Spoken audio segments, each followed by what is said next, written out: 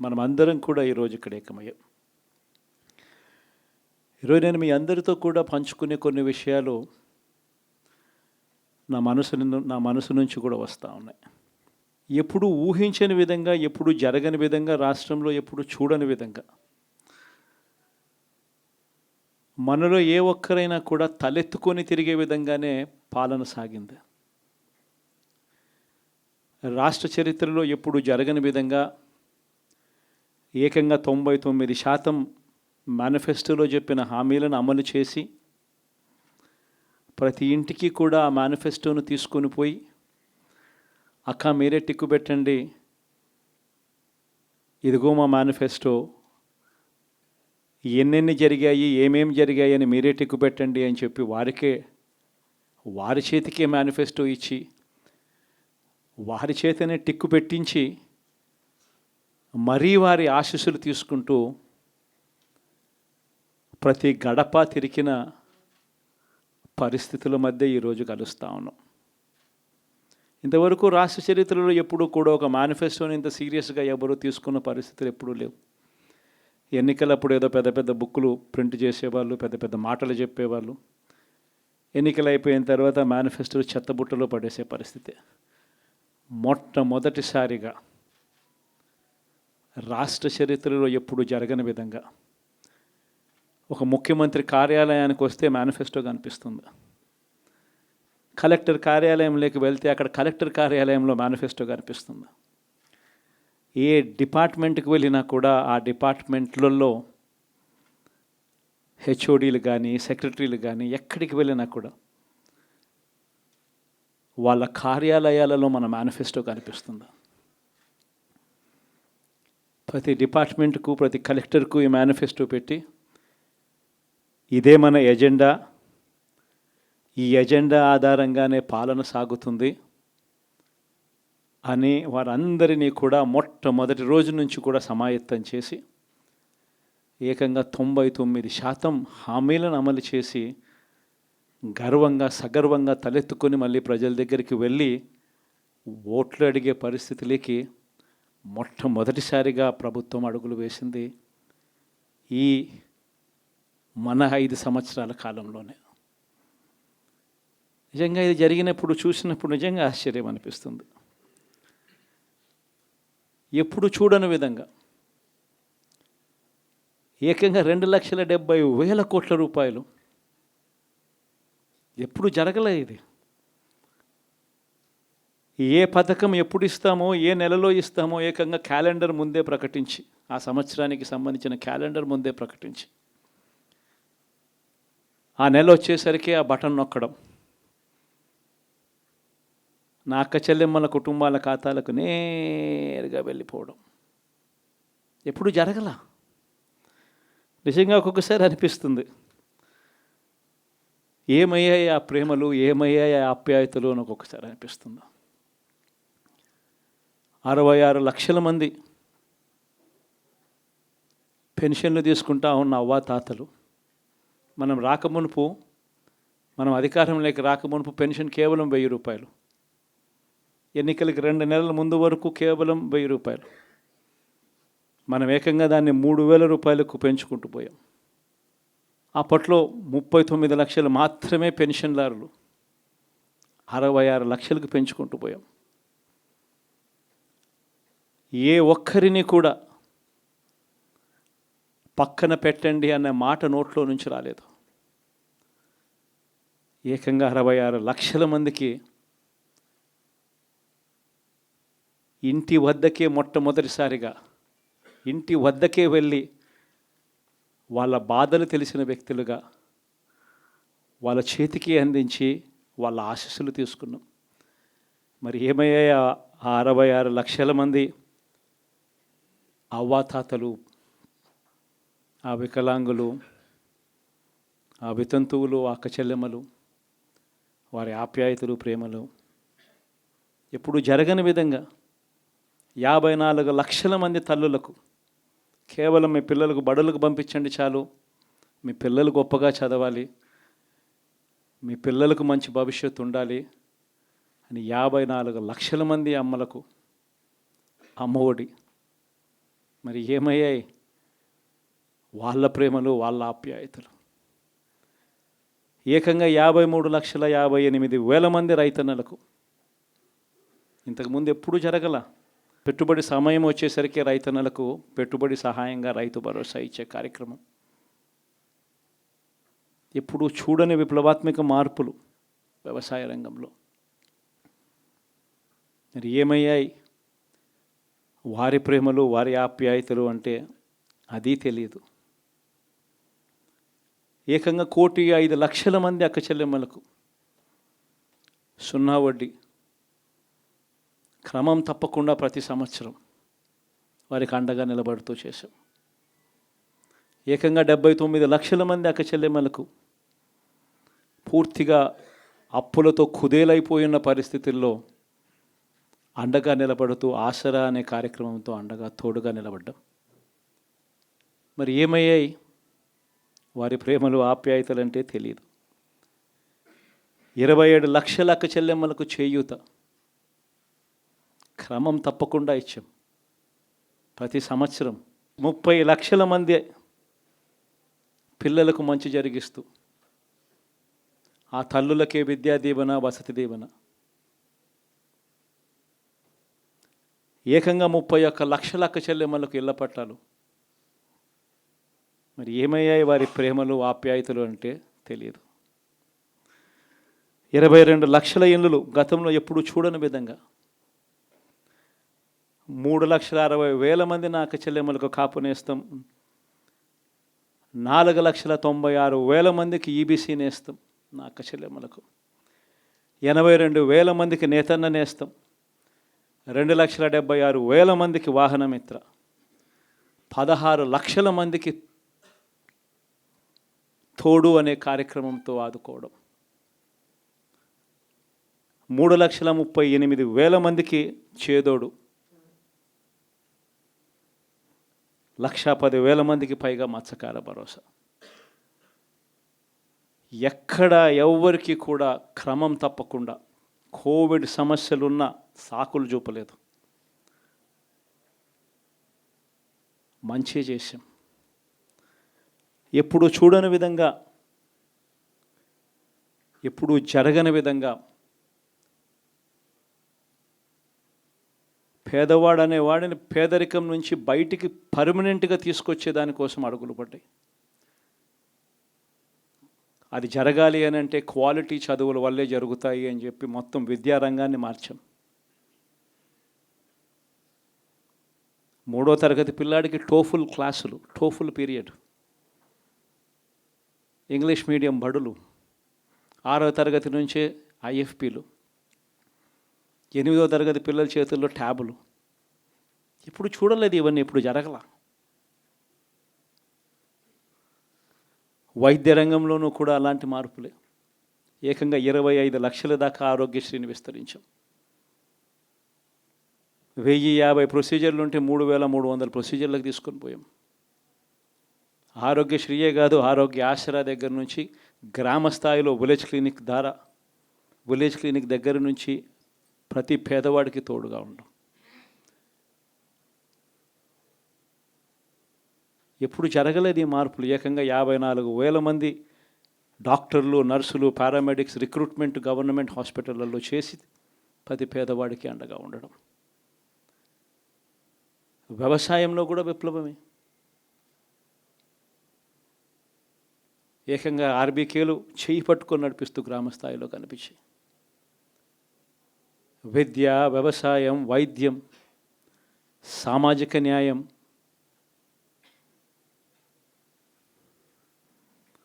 సుపరిపాలనలో ఎక్కడా కూడా తగ్గలేదు. మొట్టమొదటిసారిగా గ్రామ స్థాయిలో గ్రామ స్వరాజ్యానికి అర్థం చెప్పాం.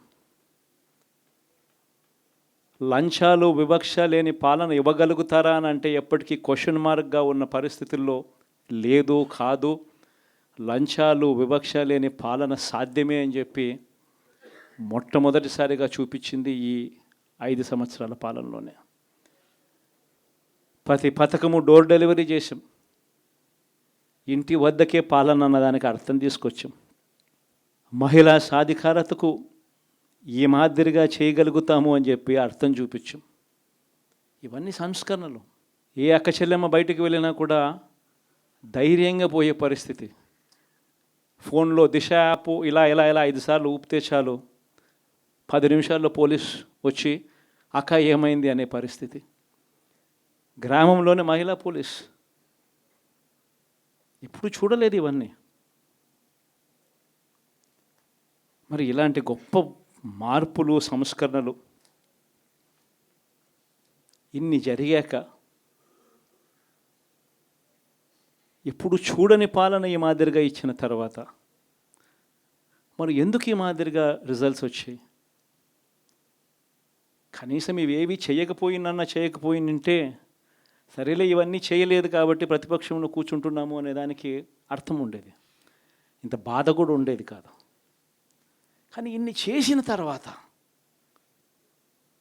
ఎప్పుడు చూడని మార్పులు తీసుకొచ్చిన తర్వాత ఇటువంటి రిజల్ట్ చూసినప్పుడు నిజంగా బాధ అనిపిస్తుంది. ఇంత జరిగిన తర్వాత కూడా ఏకంగా 40% ఓటు షేర్తో ఈరోజు ప్రతిపక్షంలో ఉన్నాం. ఇంత జరిగిన పిమ్మట కూడా ఈ రోజుకి కూడా మనం చేసిన మంచి ఎక్కడికి పోలేదు. మనం చేసిన మంచి ఈ రోజుకి కూడా ప్రతి గడపలోనూ కనిపిస్తుంది, ప్రతి కుటుంబానికి తెలుసు. ఇంతకుముందు గతంలో ఎప్పుడు జరగని విధంగా నా కుటుంబానికి, నా ఇంటికి మంచి జరిగింది, అది వైఎస్ఆర్సీపీ పాలనలోనే జరిగింది అన్నది ప్రతి ఇంటికి తెలుసు. ఆ చేసిన ఆ మంచి ఎక్కడికి పోలేదు. ఆ మంచి ఎప్పటికీ మనకు శ్రీరామ రక్షగానే బ్రతికే ఉంటుంది. మనం చేసిన ఆ మంచి బ్రతికే ఉంది. విశ్వసనీయతకు అర్థం చెబుతూ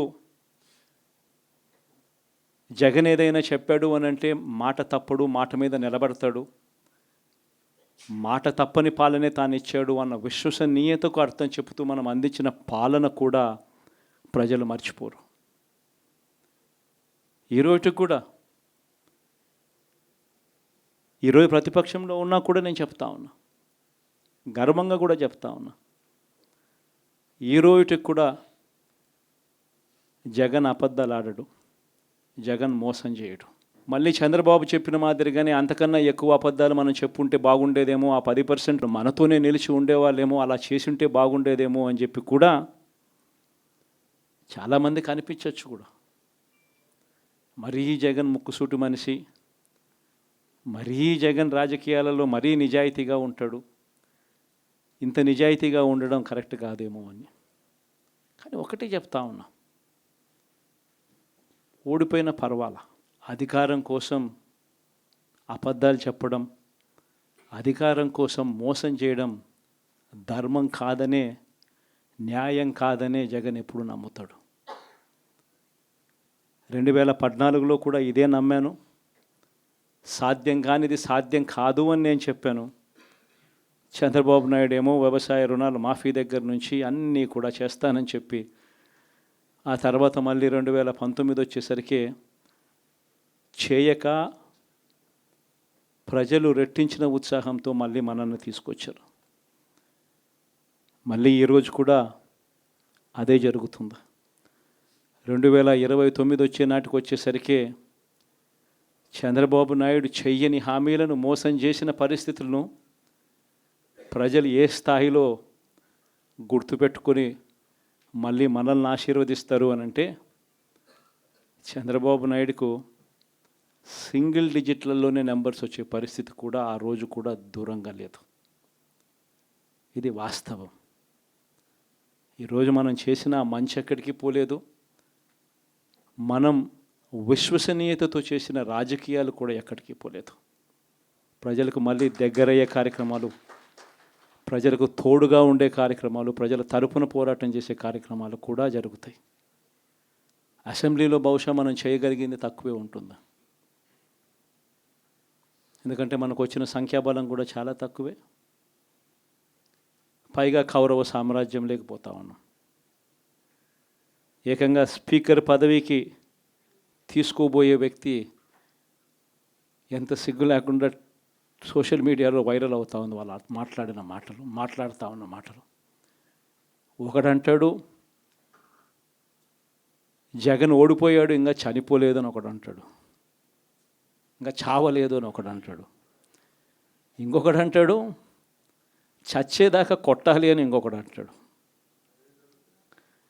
నిజంగా ఇలాంటి కౌరవ సామ్రాజ్యంలోకి మనం పోతా ఉన్నాం. ఆ వ్యక్తి ఇప్పుడు స్పీకర్ కాబోతున్నాడట. ఇలాంటి పరిస్థితుల మధ్య ఆ కౌరవ సామ్రాజ్యంలో అసెంబ్లీలో ఏదో మనం చేయగలుగుతామని చెప్పి నాకైతే నమ్మకం లేదు. కానీ పాపాలు పండే కొద్దీ ప్రజలతో కలిసి ప్రజల మధ్య నిలబడి పోరాటం చేసే కార్యక్రమాలు అయితే రాబోయే రోజుల్లో ముమ్మరంగా స్పీడ్ అందుకుంటాయి. అదే జగన్ పరిపాలనలో కులం చూడలేదు, మతం చూడలేదు, ప్రాంతం చూడలేదు, చివరికి ఏ పార్టీకి ఓటు వేశారని కూడా చూడలేదు. ప్రతి పథకాన్ని డోర్ డెలివరీ చేయించాడు జగన్, మన వైఎస్ఆర్ కాంగ్రెస్ పార్టీ. కానీ ఈరోజు కేవలం వాళ్ళ పార్టీకి ఓటు వేయలేదు అన్న ఒకే ఒక్క కారణంతో ఏకంగా మనుషులను కొడతా ఉన్నారంటే, ఆస్తులను ధ్వంసం చేస్తూ ఉన్నారు అని అంటే, ఓటు వేయని వారిని అవమానిస్తూ ఉన్నారు అని అంటే, నిజంగా ప్రతి గ్రామంలోనూ ఇంత అన్యాయంగా వ్యవహరిస్తున్నారు అని అంటే, శిశుపాలని పాపాలు పండడం చాలా వేగంగా పడతా ఉన్నాయి. పాపాలు పడ్డే కార్యక్రమాలు ఎప్పుడు చూడల. మన పరిపాలనలో, మీ జగన్ పరిపాలనలో ఏకంగా మేనిఫెస్టో అన్నది ప్రతి గవర్నమెంట్ అధికారి ఆఫీస్లో కనిపించేది. కలెక్టర్ల కార్యాలయాల్లో మొదలు పెడితే సెక్రటరీల కార్యాలయాల దగ్గర నుంచి, హెచ్ఓడి కార్యాలయాల దగ్గర నుంచి ముఖ్యమంత్రి కార్యాలయాల్లో మన మేనిఫెస్టో కనిపిస్తూ ఉంటే, కనిపించే పాలన మనదైతే, ఇప్పుడు హోర్డింగులు పెడుతున్న రెడ్ బుక్ అని హోర్డింగులు పెట్టి, ఆ రెడ్ బుక్లో కక్ష సాధింప చేయబోయే అధికారులు ఎవరు, ఎవరిని కొట్టాలి, ఎవరిని నాశనం చేయాలి అని చెప్పి ఏకంగా పేర్లు రాసి రెడ్ బుక్ అని చెప్పి దాన్ని ప్రకటించి ఏకంగా హోర్డింగులు పెట్టి, ఆ రెడ్ బుక్ అనేది ఏదో ఘనకార్యం చేస్తూ ఉన్నట్టుగా రెడ్ బుక్స్లో ఉన్న పేర్లన్నింటినీ కూడా మేము వాళ్ళని కొడతాము, వాళ్ళని చంపుతాము, వాళ్ళ మీద అఘాయిత్యాలు చేస్తాము, అన్యాయాలు చేస్తాము అని చెప్పి ఏకంగా నిస్సిగ్గుగా దౌర్జన్యం చేస్తూ ఉన్న పరిస్థితులు కనిపిస్తూ ఉన్నాయి. శిశుపాలని పాపాలు వేగంగా పడుతూ ఉన్నాయి. మొట్టమొదటిసారిగా కేంద్రంలో కేవలం 272 స్థానాలకు 273 స్థానాలకు గాను మెజారిటీ రావాలనంటే 240 స్థానాలకి వచ్చి ఆగిపోయింది బీజేపీ. 240 స్థానాలకి ఆగిపోయిన పరిస్థితులు మొట్టమొదటిసారిగా కేంద్రంలో ఉన్న పార్టీకి పూర్తి మెజారిటీ లేదు. 240 స్థానాలకి ఆగిపోయిన పరిస్థితులు. మరోపక్క చంద్రబాబు నాయుడు గారికి 16 స్థానాలు అంటాడు. ఎన్డీఏలో తానే చక్రం తిప్పుతా అన్నట్టుగా మోడీ పక్కనే కూర్చొని కనిపిస్తాడు. మరి ఇలాంటి పరిస్థితుల్లో కూడా రాష్ట్రానికి రావాల్సిన ప్రత్యేక హోదా అడక్కపోవడం, మరి ఇలాంటి పరిస్థితుల్లో కూడా రాష్ట్రానికి రావాల్సిన ప్రత్యేక హోదా అడక్కపోవడం, అడిగి సాధించుకోకపోవడం, శిశుపాలని తప్పుల్లో, వరుస తప్పుల్లో, పాపాల్లో ఇవన్నీ కూడా బాగాలే. ఇటువంటి పరిస్థితుల్లో కూడా రాష్ట్రానికి రావాల్సినవి, కావాల్సినవి అడగలేని పాలన, అడగలేని మనిషి రాష్ట్రానికి ఏం సమాధానం చెప్తాడు, రాష్ట్ర పిల్లలకి ఏం సమాధానం చెప్తాడు, రాష్ట్రంలో ఉన్న యువకులకు, పిల్లలకు ఏం సమాధానం చెప్తారు? శిశుపాలని పాపాల్లో ఇవన్నీ కూడా ఇప్పటికే వేగంగా కూడా అందుకుంటా ఉన్నాయి. అదే జగన్ ఉండింటే, అదే వైఎస్ఆర్ కాంగ్రెస్ పార్టీ పాలన ఉండింటే ఈ పాటికే విద్యా దీవెన బటన్ అయిపోయి ఉండేది. జనవరి, ఫిబ్రవరి, మార్చికి సంబంధించిన క్వార్టర్కి సంబంధించిన Vidya Deevena fee reimbursement pending. అదే జగన్ ఉండింటే ఏప్రిల్లో ఇవ్వాల్సిన Vasathi Deevena first instalment pending. ఇప్పటికే రైతు భరోసా పెండింగ్, అమ్మఒడి పెండింగ్, చివరికి చిన్న అమౌంట్ అయిన మత్స్యకార భరోసా కూడా పెండింగ్. అదే జగన్ ఉండింటే ఈ పాటికి ఇన్ని బటన్లన్నీ ఈ పాటికి అయిపోయి ఉండేటివి. ఒక్క జగన్ తప్పుకోవడంతో, ఒక వైఎస్ఆర్సీపీ పాలన పోవడంతో ఈరోజు అమ్మఒడి బటనింగా రాలా, రైతు భరోసా బటనింగా రాలా, విద్యా దీవెన పెండింగ్, వసతి దీవెన పెండింగ్. ఇప్పటికే ఇక ఇదే అంటుకుంటూ పోతుంది. డిసెంబర్, జనవరి వచ్చే నాటికి ఏమయ్యా ఇవన్నీ మాకు చెప్పావు, 4,12,00,000 మంది ఓటర్ల లిస్టు, ఇందులో సగం మంది ఆడవాళ్ళే, అందరూ 18 సంవత్సరాల పైవారే ఓటర్ లిస్టులో ఉన్నారు అని అంటే, మరి వీరందరికీ 1,500 ప్రతి నెల ఇస్తానన్నాడు, సంవత్సరానికి 18,000.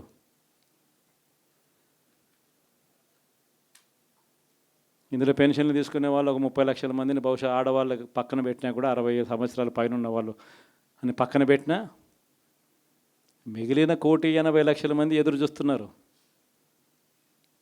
అప్పుడే చంద్రబాబు వచ్చేసాడు, చాలా రోజులు అయిపోయింది, ఇంతవరకు మాకు రావాల్సిన 1,500 నెల నెల ఇస్తానన్న 1,500 ఇంకా రాలేదేమో అని చెప్పి రైతులు ఎదురు చూస్తూ ఉన్నారు. 20,000 పెట్టుబడి సాయంగా ఇస్తానన్నాడు, అది ఏమవుతుందని. దాదాపు 1,000,000 మంది పిల్లలు పైగా ఉంటారు, బళ్ళకు పోయే పిల్లలందరికీ ఇస్తామన్నాడు. అమ్మఒడి కింద వాళ్ళ పథకం ఏదైతే నేను దాని కింద 15,000 అని చెప్పి ఆ తల్లులకు 15,000 కోట్లు, దానికి వెయిట్ చేస్తూ ఉన్నారు. ఇవన్నీ వెయిట్ చేస్తూ ఉన్నారు. ఇవన్నీ ఏవి కూడా అడుగులు ముందును పడని పరిస్థితి. ఇవన్నీ కూడా డిసెంబర్, జనవరికి వచ్చేసరికి అన్నీ కూడా ఊపందుకుంటాయి, వేడందుకుంటాయి. హనీమూన్ పీరియడ్ అనేది ఆగిపోతుంది. వైఎస్ఆర్ కాంగ్రెస్ పార్టీ చేయాల్సిన పనులు చెప్తా ఉన్నా. ఈ ఓడిపోయాము అన్న ఈ భావన మనసులో నుంచి తీసేయండి. మనం చేసిన మంచి ప్రజల్లో ఇంకా ఉంది, ప్రతి ఇంట్లో గుర్తుంది, ప్రతి కుటుంబంలోనూ మనం చేసిన మంచి ఎక్కడికి పోలేదు. ప్రతి ఇంటికి మనం తలెత్తుకొని పోగలుగుతాం, తల దించుకొని కాదు, చెప్పిన పని చేయక కాదు, చెప్పిన పని చేసి తలెత్తుకొని పోగలుగుతాం ప్రతి ఇంటికి కూడా మనం. కేవలం చంద్రబాబు నాయుడు ప్రలోభాలకు మోసపోయిన పరిస్థితుల మధ్య మనకు అంతో ఇంతో అపజయం ఏదైనా జరిగిందేమో.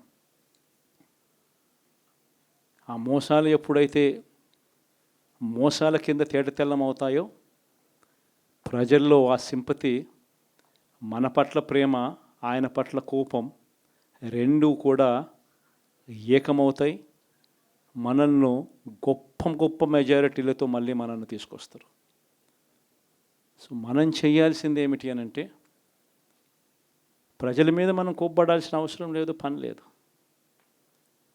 మోసపోవడం అన్నది ఒక్కొక్కసారి జరుగుతూ ఉంటాయి. మోసపోయిన వాళ్ళకందరికీ కూడా మనం అండగా ఉన్నాము అన్న భరోసా ఇవ్వడం మనం చేయాల్సిన పని. మరీ ముఖ్యంగా మన కార్యకర్తలను మనకు తోడుగా ఉండడం, ఇది మాత్రం ఖచ్చితంగా చెప్తా ఉన్నా.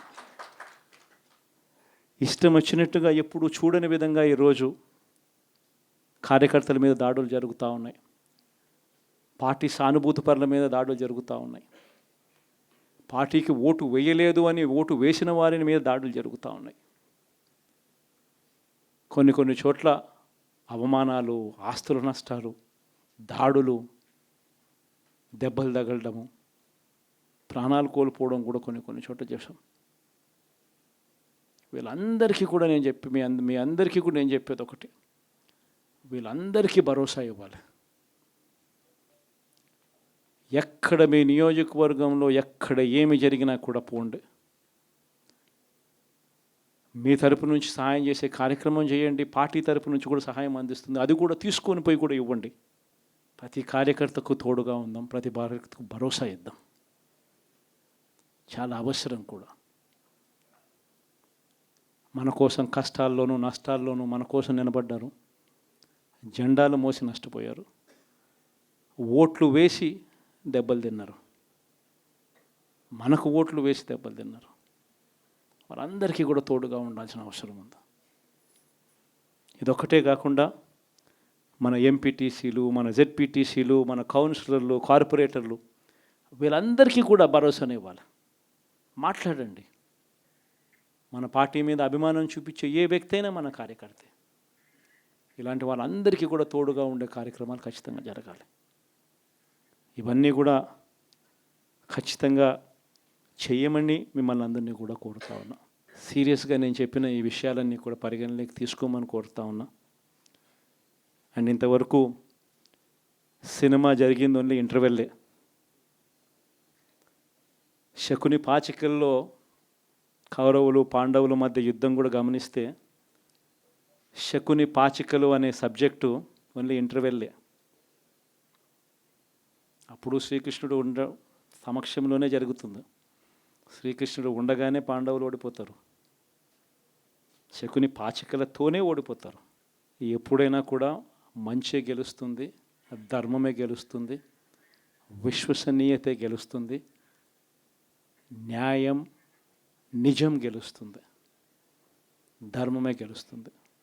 మనం ధర్మం వైపునే ఉన్నాం, ధర్మంగానే రాజకీయాలు చేశాం, విశ్వసనీయతతోనే రాజకీయాలు చేశాం, తలెత్తుకొని ఉండే మాదిరిగానే రాజకీయాలు చేశాం.